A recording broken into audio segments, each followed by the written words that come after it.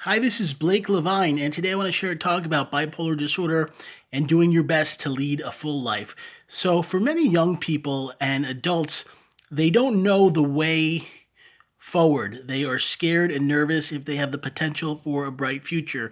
And in my life, I've been able to find that things can eventually work out. The issue is it may take a long time, and you have to develop the ability to persist. And one of the best ways to persist when you have bipolar disorder or depression is to find out the reasons you want to hang on. And I've worked with clients that have depression that's so bad they see nothing at all that makes it even worthwhile for trying to hang on or survive. And I've helped them to figure out that there are things that may be important. They may have a mom or a dad, they may have a son or a daughter, they may have a husband or wife. Even if they are alone, they may have one or two people that they still keep in touch with. They may go to a support group.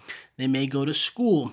They may have someone that they mean something to. And if they weren't here, it would be very, very sad and tough on those that are still there when they're gone. And this book I wrote, on the cover here is my brother Adam. He was my best friend and an amazing human being. And sadly, when he died of a heroin overdose, it took away so much from my life. And I realized that life is short and precious, and we have to be able to find the courage and confidence to continue even during the most dark times. And one of the reasons I started to write was I wanted to channel all the sadness I was facing when he died. He also passed away close to the time that Robin Williams died, the amazing comedian and actor.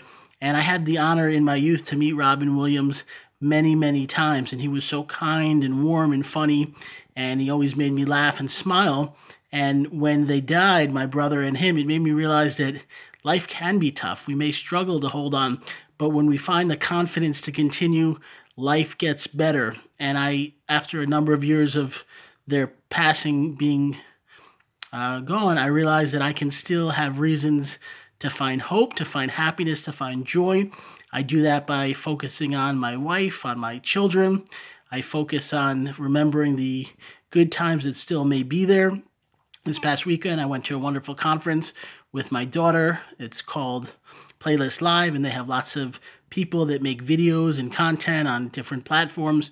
And I got to meet so many others that had an interest in that field. And I was able to realize that if you have depression or bipolar, you got to just hang on and hold on and find a reason to just keep going and know that even during the darkest times, there may be a potential for things to brighten up. And I've worked with many people, and even those that face the worst cases of depression sometimes figure out how to be happier, more hopeful, and more joyful.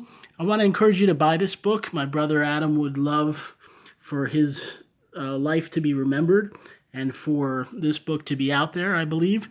I also want to share that it's a great guide filled with holistic lessons teaching about mental health and addiction.